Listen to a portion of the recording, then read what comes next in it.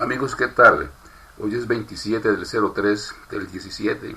Con ustedes Florentino Corrales, director de temas políticos. Humberto de la Calle se lanzaría a la presidencia de Colombia. El programa de radio de Vicky Dávila comenzó a las 12 del mediodía con una noticia que algunos colombianos presentían y otros deseaban. Según la periodista, Humberto de la Calle terminará sus compromisos con el gobierno para lanzarse a la presidencia de Colombia. Atención, Humberto de la Calle termina su trabajo con el gobierno el 31 de marzo y se lanza a la presidencia independiente. Las reacciones han sido inmediatas y en redes sociales como Twitter, el nombre del ex jefe del equipo negociador del gobierno en el proceso de paz con las FARC ya empieza a posicionarse como tendencia. No obstante, desde el equipo asesor de prensa de Humberto de la Calle se ha expresado que si bien es cierto que el contrato que actualmente sostiene el doctor Humberto de la Calle con el gobierno se acaba el próximo 2 de abril, eso no quiere decir que seguido a esto él anuncia su candidatura a la presidencia. Se agrega que continuará su trabajo de explicación y defensa de los acuerdos.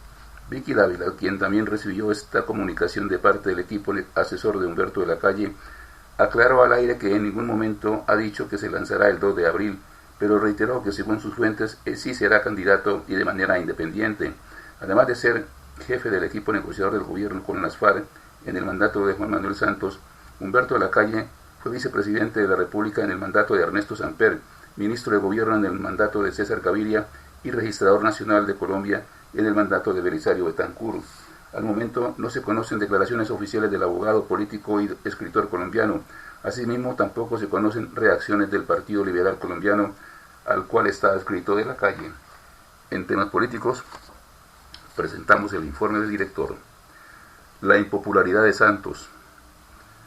Coincidimos, amigos y colegas, que decidimos analizar las posibles causas de la baja popularidad del presidente Juan Manuel Santos y llegamos a la conclusión de que pueden ser varias, empezando por el equipo de colaboradores y el trabajo adestado de los opositores al régimen, apuntalados como siempre en tareas fáciles, como salir a decir gobierno ladrón, corrupto, etc., como un denominador utilizado siempre por los partidos y grupos opositores, a mente quienes desde cualquier ángulo que les permita la democracia se declaran con la verdad revelada y tienen audiencia por la facilidad de expresión.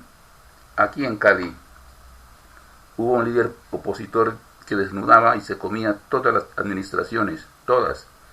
Fue electo concejal y el discurso opositor se le acabó tan pronto le pusieron a su disposición la primera picada.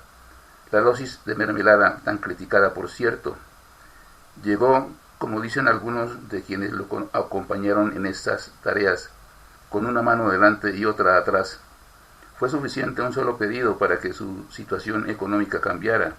No se postuló para la reelección, pero aportó el nombre de su hijo para seguir el ejemplo. Así, en el alto gobierno, son muchos los que llegan después de haber despotricado de todo el mundo a beneficiarse de las bondades del estamento oficial, generoso en la repartición de todo aquello que antes era motivo de críticas a fondo. Solo bastó saborear la mermelada para seguir manso y sumiso disfrutando de las mieles del poder que seduce y encanta por doquier. La lealtad no existe, solo los intereses personales y pare de contar. De ahí que la tarea más fácil siempre lo ha sido, es generar críticas con la razón o sin ellas. Luego gobernar no es tarea fácil para nadie, por elegido que sea. De ahí que a cualquier presidente le toca siempre bailar con la más fea y tener que soportar que el subalterno haga y deshaga, muchas veces sin saber qué está pasando. Un gobierno que entrega casas gratis, cambia la infraestructura del país, hace mejoras en salud, educación y trata de cumplir un programa de gobierno por el cual fue elegido mandatario de los colombianos, debe estar rodeado de un equipo de colaboradores de primer orden y no conformado por quienes solo buscan pensionarse, llenarse los bolsillos o cumplir tareas políticas al estilo del saliente vicepresidente. Luego podemos decir, la lealtad no existe. En temas políticos, este fue el informe del director. ELN niega responsabilidad en masacre del Chocó. Después de que varias autoridades nacionales se pronunciaran sobre la presunta autoría del ELN en una masacre ocurrida en el corregimiento del Carrá, en el litoral del Bajo San Juan, Chocó. El grupo guerrillero negó estos señalamientos a través de su cuenta de Twitter. Según enfatizó el grupo armado, la información falsa no aporta a la paz. No obstante, la Fiscalía asegura que en el lugar del crimen en el que murieron 5 personas apareció una bandera del ELN. En ese sentido, el fiscal general Néstor Humberto Martínez pidió al gobierno analizar la sinceridad que tiene el grupo en los diálogos de paz que se adelanta en Quito, Ecuador, desde el pasado 8 de febrero. Según las versiones de algunos pobladores, los 7 responsables portaban brazaletes del ELN, mientras que hay quienes relacionan la masacre con la presencia de las denominadas autodefensas gaitanistas en el departamento. Entre tanto, la guerrilla insiste en que supuestamente la Fiscalía se ha dedicado a mentir. Cabe recordar que este ataque armado también ocasionó el desplazamiento de 14 familias, entre las que se encuentran 18 niños. Confirman captura de Orlando Sánchez, el hombre del overol. En una operación de la Interpol, en coordinación con la Fiscalía General de la Nación, fue capturado José Orlando Sánchez Cristancho, conocido como el hombre del overol, uno de los jefes del cartel del norte del Valle, en Facatativá. El hombre tenía circular roja de Interpol y estaba en seguimiento hace 3 meses. La orden de captura se da por los delitos de enriquecimiento ilícito y lavado de activos relacionado con nuevas actividades delincuenciales. Además, es solicitado en extradición por la Corte Sur del Distrito de la Florida de Estados Unidos por los delitos de conspiración para cometer fraude bancario y lavado de activos. Sánchez estuvo relacionado con el homicidio de Elizabeth Montoya de Sarria, la Monita Retrechera. La captura se produjo en una lujosa finca ubicada en la vereda San Rafael del municipio de Facatativá, departamento de Cundinamarca. De acuerdo con las investigaciones, Sánchez Cristancho hizo parte del cartel de Cali y es sospechoso de participar en homicidios por vendetas del narcotráfico. También estuvo relacionado con el homicidio de Elizabeth Montoya de Sarria, la Monita Retrechera. En su momento se dijo que Sánchez, comerciante de caballos de paso fino y de diamantes, tenía una deuda de $11 millones con Elizabeth Montoya y con el fin de no pagarla planeó su asesinato. El 15 de junio de 2001 fue condenado en la Florida por conspiración y lavado de activos con una pena de 63 meses de prisión y 3 años de libertad bajo fianza, las cuales ya cumplió en dicho país. A su nombre hay fincas, apartamentos, vehículos y caballos de paso fino, entre otras propiedades que entran a análisis de las autoridades para un posible proceso posterior de extinción de dominio. ¿Quién es el hombre del overol?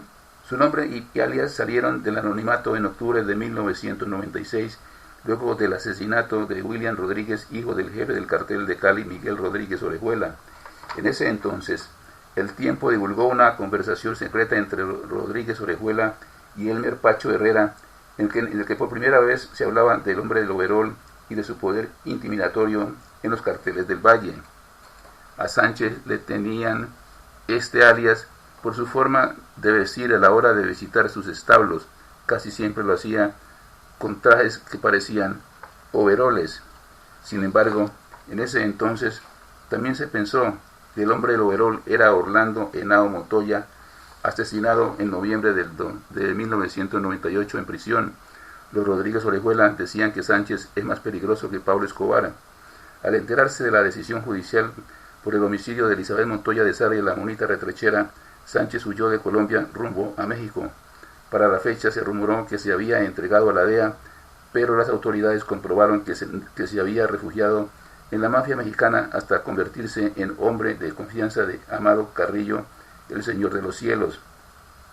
En 1998 el hombre del overol inició acercamientos con la DEA en Miami, Estados Unidos, y negoció su entrega con el compromiso de prender el ventilador y revelar los secretos de la mafia colombiana y mexicanas. Proponen aumentar congresistas para mejorar la democracia. Aumentar el número de congresistas para mejorar la democracia es la propuesta que hizo la MOE, Misión de Observación Electoral, sobre el equilibrio de poderes. El argumento de la directora del MOE, Alejandra Barrios, es que si se aumenta el número de congresistas en la Cámara, habrá mayor representación en algunas zonas específicas en el país, aunque suena ilógico en un país en el que la mayoría de sus ciudadanos se queja por la actuación de los congresistas y por los altos salarios que ganan. Barrios explica que esta sería la única manera de buscar mayor representación de algunos departamentos que están sobrepresentados en el Congreso. Comillas, el camino que encontramos es pasar de 2 representantes mínimos por departamento a 4, cierra comillas, dijo a Blue Radio mientras contaba que hay al menos 9 departamentos que no cuentan con mucha representación en la Cámara. Por eso propuso distritos en cada departamento de 350.000 habitantes que pueden elegir solo un representante a la Cámara, agregó. Esperamos que la llegada de Julio Comesaña se pueda concretar, dice el presidente del Junior. Tras la salida de Alberto Gamero de la institución de Barranquilla, Antonio Char, presidente del Junior, se hizo presente este lunes en el entrenamiento del equipo y además de ratificarle al plantel la salida del ya ex técnico de Tiburón, afirmó que todo va encaminado a que Julio Comesaña sea el nuevo entrenador rojiblanco. Todavía no tenemos confirmado al entrenador, hemos avanzado con Julio Comesaña en algunas conversaciones y esperamos que las podamos concretar. Son detalles que faltan, pero hemos avanzado y espero que se pueda dar, afirmó el dirigente barranquillero a la salida de la sede deportiva del Junior. De conocerse la llegada de Comesaña, sería el 7º capítulo del uruguayo como entrenador del Junior. El técnico llegó por primera vez al banquillo Tiburón en 1991 y su único título con los de Barranquilla lo consiguió 2 años después. Pasó un día de la salida de Alberto Gamero como director técnico del Junior de Barranquilla, tras el despido del entrenador Samario, luego de la derrota el pasado sábado ante Jaguares. El entrenador del Tolima apenas duró 2 meses y medio en el banquillo rojiblanco. Gamero no cumplió con los principales objetivos del club, los cuales estaban encaminados a clasificar a la fase de grupos de la Copa Libertadores. Junior se quedó eliminado a manos del Atlético Tucumán de Argentina. Además, el rendimiento en la Liga Águila deja mucho que desear, ocupando la penúltima posición con 6 puntos. El técnico argentino de bastante prestigio y conocido por los colombianos, Carlos Bianchi, escribió sobre el partido de mañana entre Colombia y Ecuador. Dice el señor Bianchi: así estaba Colombia en las eliminatorias hace 4 años. La selección Colombia está transitando un camino muy duro en las cuales la actual eliminatoria, con un rendimiento poco confiable y resultados irregulares que rememoran momentos menos felices que los últimos años. De hecho, hace 4 años sumaba 5 puntos más a esta hora y a estas alturas. El equipo de José Peckerman suma 21 puntos de 39 posibles y aunque hoy está en zona de clasificación directa, 4º lugar, una derrota frente a Ecuador en Quito podría dejarlo en el 7º puesto. Aunque la cantidad de puntos puede describirse como aceptables, el nivel colectivo preocupa. La diferencia de gol sirve para ejemplificar esto. Anotó solo 16 y le marcaron 15. Tras 13 partidos disputados, la tricolor sumó el 53,84% de los puntos en juego. En las eliminatorias para el Mundial 2014 llevaba 26 unidades a estas alturas, es decir, el 66,66%. Esa sensible diferencia es la que separa una campaña tranquila de una muy sufrida, continuó diciendo Carlos Bianchi. Aunque el proceso clasificatorio del último mundial fue diferente porque no estaba Brasil, se jugaron 16 partidos contra 18 del actual curso, es posible trazar un paralelo para entender mejor las posibilidades actuales. En la previa de la fecha 14, Colombia ocupaba el primer lugar junto a Argentina a 7 puntos del 5º clasificado, Uruguay. Hoy solo 3 puntos separan al segundo del 6º. En estas eliminatorias hay mucho menos diferencia entre los candidatos de siempre y el resto de los equipos. Hubo varios resultados sorprendentes y solo Brasil sacó ventaja. Colombia perdió puntos importantes como local contra Argentina, Chile y Uruguay y cayó sin atenuantes en San Juan, Montevideo y Brasil. El crédito es cada vez menor y el martes deberá sacar al menos un punto en Quito para que su rival no lo supere en la tabla. De todos modos, en los mundiales de 2002, 2006 y 2010 la situación era todavía peor. En la previa de Japón-Corea tenía 19 puntos tras 13 fechas y en la de Alemania y Sudáfrica 14.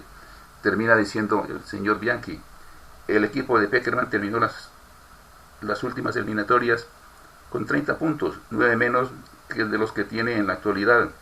Para igualar esa suma, que lo dejaría en zona de clasificación, deberá ganar 3 de los 5 partidos que tiene por disputar.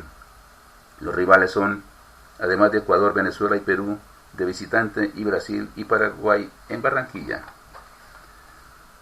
ONU pide medidas frente a convocatoria de Armero a la selección.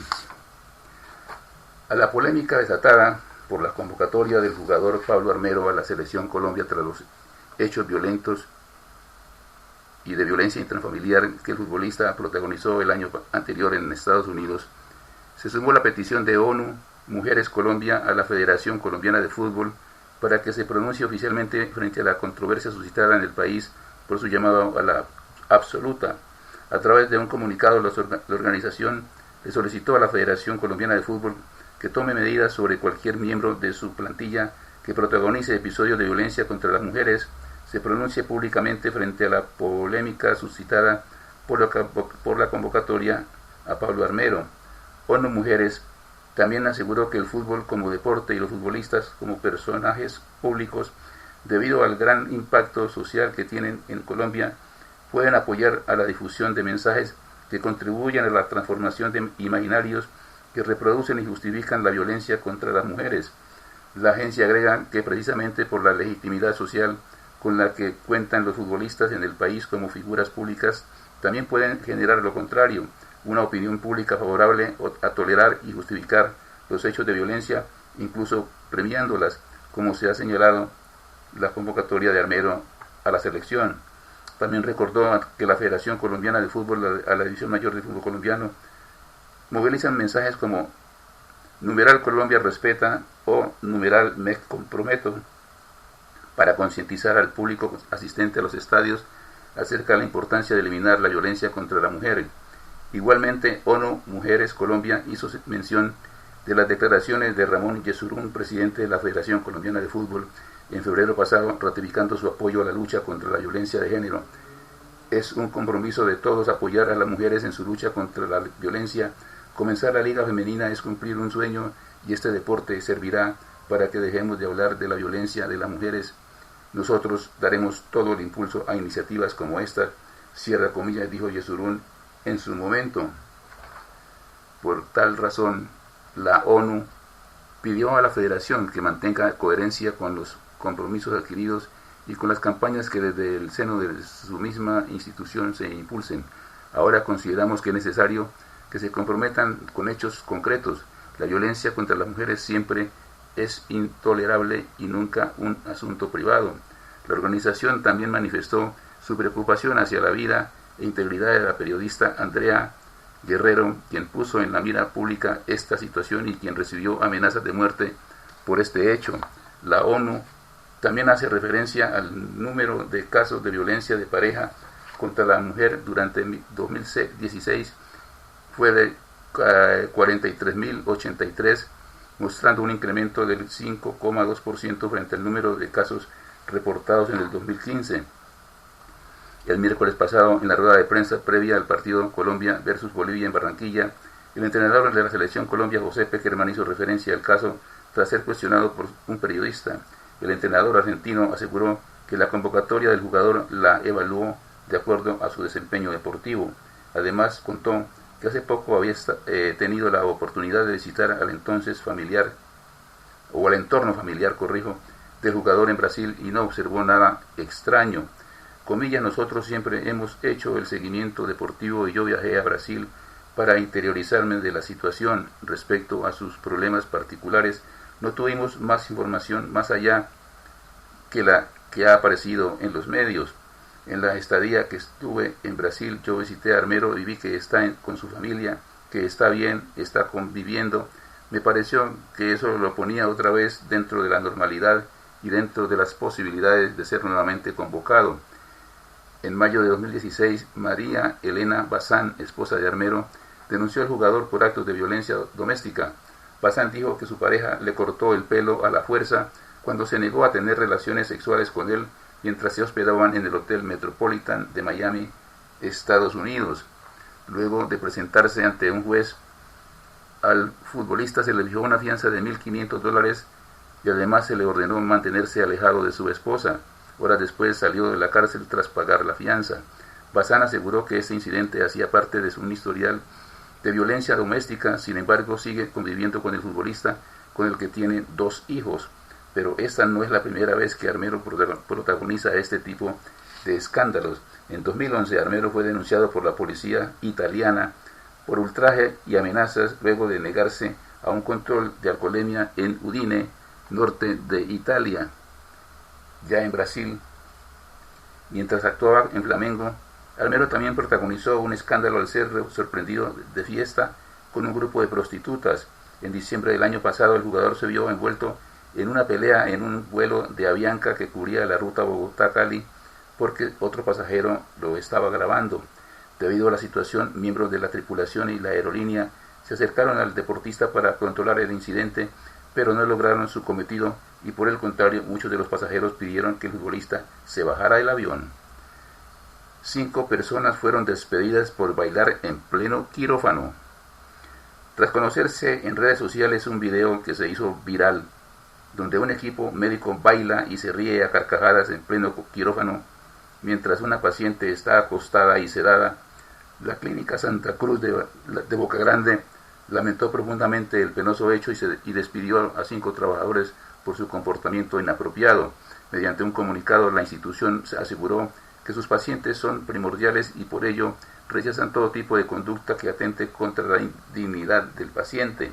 Comillas, tras conocer los hechos, realizamos las indagaciones correspondientes que dieron como resultado la desvinculación de 5 trabajadores por acciones que atentan contra la dignidad del paciente, violando los protocolos, políticas, principios y valores institucionales enfocados en la calidad y humanización del servicio, cierra comillas, afirmó el comunicado. Hasta aquí temas políticos. La invitación muy cordial para que nos sigan en Twitter, Facebook, YouTube, de lunes a viernes en este horario. Muchas gracias por su sintonía. Los espero mañana. Buenas noches.